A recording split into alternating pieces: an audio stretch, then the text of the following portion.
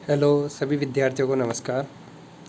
आज इस वीडियो में अपन जीएसटी का रजिस्ट्रेशन देखेंगे, यानी किन व्यापारियों के लिए रजिस्ट्रेशन ज़रूरी है, किन व्यापारियों के लिए रजिस्ट्रेशन ज़रूरी नहीं है, लिमिट क्या है, रजिस्ट्रेशन कैसे करवाया जाएगा, ये सारी चीज़ें इस वीडियो में देखेंगे।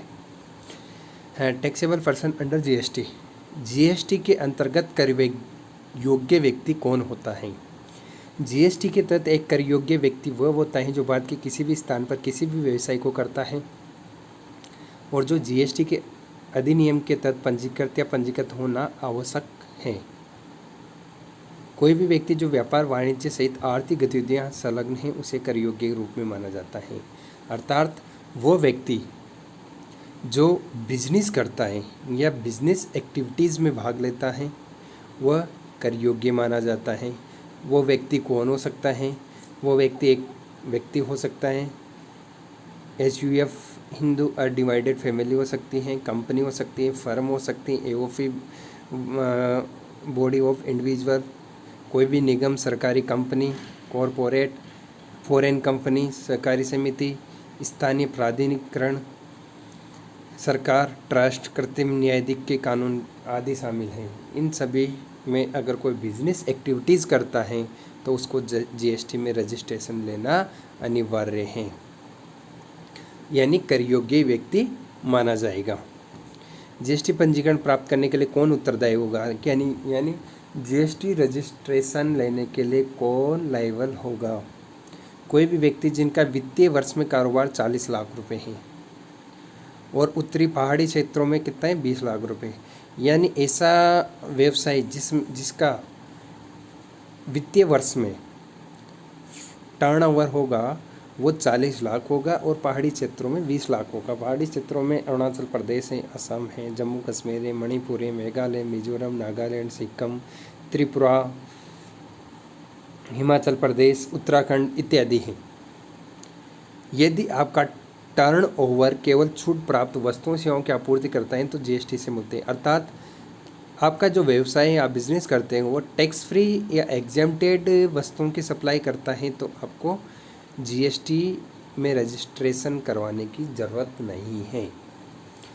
प्रत्येक व्यक्ति जो पहले के कानून यानी एक्साइज ड्यूटी, वेट, कस्टम सेवा तब पंजी करते हैं उसको जीएसटी पंजीकरण कराना होगा। अर्थात 1 जुलाई 2017 के पहले जो व्यक्ति बिजनेस करता था और सेल टैक्स, वेट वगैरह में रजिस्ट्रेशन था तो उनको भी रजिस्ट्रेशन करवाना अनिवार्य है।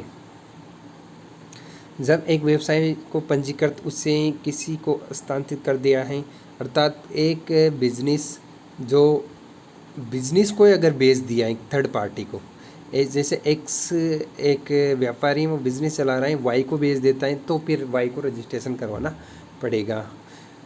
सेकंड है कोई भी अंतर्राज्यीय आपूर्ति, यानी कि एक राज्य से दूसरे राज्य में माल की सप्लाई करता है तो जीएसटी रजिस्ट्रेशन लेना अनिवार्य है। अनिवासी के लिए जो फॉरेनर व्यक्ति होगा अगर वो आके बिजनेस करता है तो उसके लिए भी जीएसटी रजिस्ट्रेशन लेना अनिवार्य है। आकस्मिक यानी कैजुअल व्यक्ति, उसके लिए भी जीएसटी लेना, रजिस्ट्रेशन लेना अनिवार्य है। एक आपूर्तिकर्ता के एजेंट, यानी एक कोई सप्लायर है उसने एजेंट रख रखा है तो एजेंट के लिए रजिस्ट्रेशन लेना अनिवार्य है। रिवर्स चार्ज मैकेनिज्म, यानी आरसीएम के तहत कोई टैक्स देता है, ये वो आरसीएम वो चीज़ होती है जिससे सप्लायर जो किसी वस्तु को कोई व्यापारी बेचता है तो वो टैक्स पे करता है, लेकिन इस आरसीएम के अंतर्गत जो वस्तुओं को खरीदेगा वो विक्रेता को टैक्स पे नहीं करके डायरेक्ट गवर्नमेंट को पे करता है तो उसके लिए भी फिर जीएसटी रजिस्ट्रेशन लेना अनिवार्य है। इनपुट सेवाओं के लिए भी अगर कोई व्यक्ति इनपुट टैक्स क्रेडिट लेना चाहता है तो उनके लिए भी ये ज़रूरी है। ई कॉमर्स ऑपरेटर, यानी ऑनलाइन कोई बिजनेस करता है, जैसे ऑनलाइन व्यापारी है, उनके लिए जीएसटी रजिस्ट्रेशन लेना अनिवार्य है।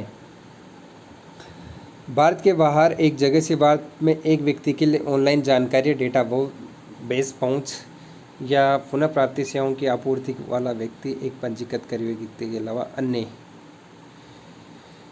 यदि कुल बिक्री 20 लाख रुपए से कम है तो ई कॉमर्स विक्रेता एग्रीगेटर को पंजीकरण, अर्थात जो ई कॉमर्स है उसके लिए रजिस्ट्रेशन लेना अनिवार्य है। लेकिन अगर उसकी बिक्री ऑनलाइन 20 लाख रुपए से कम है तो जीएसटी रजिस्ट्रेशन की ज़रूरत नहीं पड़ेगी। जीएसटी के तहत कैजुअल टैक्सेबल पर्सन कौन होता है, यानी कैजुअल टैक्सेबल पर्सन रजिस्ट्रेशन करवाता है वो व्यक्ति कौन होगा? एक व्यक्ति जो कभी कभी ऐसे क्षेत्र में माल या सेवा की आपूर्ति करता है जहाँ जीएसटी लागू है लेकिन उसके पास व्यापारी कोई निश्चित स्थान नहीं है। ऐसे व्यक्ति को जीएसटी के अनुसार एक आकस्मिक कर योग्य व्यक्ति माना जाएगा। बेंगलोर में व्यवसाय करने वाला व्यक्ति पुणे में कर योग्य परामर्श सेवाओं की आपूर्ति करता है, उसके पास व्यवसाय का कोई स्थान नहीं है तो पुणे में एक आकस्मिक कर योग्य व्यक्ति माना जाएगा। अर्थात जैसे कोई राजस्थान में कोई व्यापारी है और वो एमपी में जाकर कोई बिजनेस करना चाहता है और उसके पास रजिस्ट्रेशन नहीं है, कैजुअली जैसे अब राजस्थान में नेपाली आते हैं सर्दियों में कपड़े वगैरह बेचने के लिए, तो उनको भी फिर कैजुअल रूप में उनको जीएसटी रजिस्ट्रेशन लेना अनिवार्य है। जीएसटी के तहत एक अनिवासी कर योग्य व्यक्ति, जब कोई अनिवासी कभी कभी उस क्षेत्र में वस्तु सेवाओं की आपूर्ति करता है जहाँ जीएसटी लागू होता है, उसके पास भारत में व्यापार का कोई निश्चित स्थान नहीं है, जिसे एसटी के अनुसार एक निवासी कर योग्य रूप में माना जाएगा। अर्थात कोई फॉरेनर, जैसे कोई अमेरिका का कोई बंदा यहाँ आके कोई बिजनेस करता है तो उसके लिए भी रजिस्ट्रेशन लेना अनिवार्य है। इनपुट सेवा वितरण कौन है? इनपुट सेवा वितरण का अर्थ माल या सेवाओं की आपूर्तिकर्ता का एक कार्यालय जो इनपुट सेवा की प्राप्ति कर चालान प्राप्त करता है। सीजीएसटी, एसजीएसटी, आईजीएसटी के क्रेडिट को वितरित करने के उद्देश्य से कर चालान जारी करता है जो आपकी एक शाखा को भुगतान किया गया है। वही पेन एक योग्य वस्तुओं सेवाओं का एक आपूर्तिकर्ता होना चाहिए जो उसी पेन के समान हो जो कार्यालय के ऊपर उल्लेखित हैं। यानी इनपुट सेवा डिस्ट्रीब्यूटर वो व्यक्ति होता है जो आपका चालान पेश करता है आईजीएसटी, सीजीएसटी और एसजीएसटी के अंतर्गत। इस प्रकार केवल इनपुट सेवाओं पर क्रेडिट वितरित किया जा सकता है, इनपुट सेवाओं एवं पूंजीकरण वस्तुओं पर नहीं है। एक आंकलन करता हूँ कि एक नई अवधारणा जो वर्तमान में इनपुट सेवा वितरण के रूप में पंजीकृत नहीं है, हालांकि एक सुविधा प्रकृति में वैकल्पिक है। कर योग्य व्यक्ति के प्रकार द्वारा जीएसटी का पंजीकरण।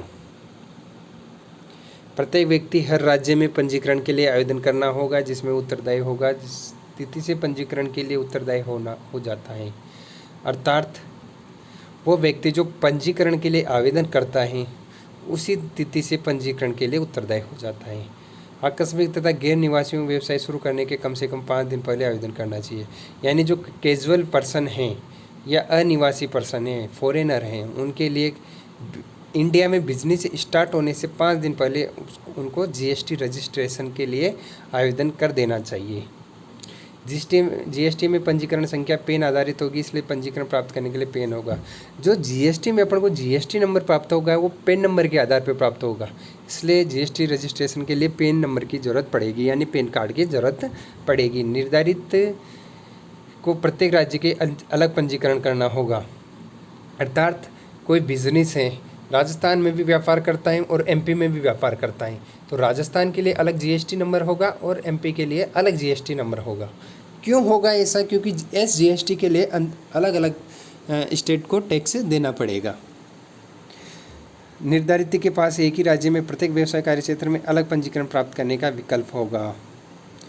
अगर एक ही राज्य में अलग अलग कार्य क्षेत्र हैं उसके, जैसे एक ही व्यापारी कपड़े का भी करता है, एक ही व्यापारी अलग आर्टिफिशियल का काम भी करता है, तो उसको वो चाहे तो 2 अलग अलग जीएसटी नंबर ले सकता है, उसके पास ऑप्शन होता है।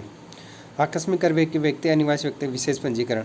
अब जो कैजुअल पर्सन होगा या फॉरेनर व्यक्ति होगा उसके लिए स्पेशल पंजीकरण होगा, वो धारा 24 के अंतर्गत निर्देशित हैं। एक आकस्मिक कर योग्य व्यक्ति या अनिवासी कर योग्य व्यक्ति व्यवसाय शुरू होने से कम 5 दिन पहले रजिस्ट्रेशन करवाना होगा। ठीक है। अनिवासी को व्यक्ति कर योग्य व्यक्ति 90 दिनों की अवधि के लिए अस्थायी पंजीकरण प्राप्त कर सकता है। यानी कि जो फॉरेनर व्यक्ति होगा या कैजुअल व्यक्ति होगा 90 दिन तक रजिस्ट्रेशन प्राप्त कर सकता है। रजिस्ट्रेशन यानी 90 दिन तक के लिए वो व्यवसाय कर सकता है। वो चाहे तो 90 दिन के लिए इसका विस्तार कर सकता है। यानी कि 90 180 दिन तक एक बार आवेदन करने के बाद वो बिजनेस कर सकता है। एक व्यक्ति जो पंजीकरण अंडर सेक्शन 24 प्राप्त करता है, जीएसटी उसको अनुमानित कर देता के आधार पर अग्रिम करा करने की आवश्यकता होगी। अगर इसके तहत पंजीकरण प्राप्त होता है तो उसको जीएसटी के अंतर्गत एडवांस टैक्स जमा करवाया जाएगा। क्यों करवाया जाएगा? क्योंकि अनिवासी है, वो बिजनेस करके पैसा प्राप्त करके यहाँ से वापस भी जा सकता है, इसलिए उसे एडवांस में पैसा टैक्स के रूप में जमा करवा लिया जाएगा। आज के वीडियो में इतना ही। Thank you.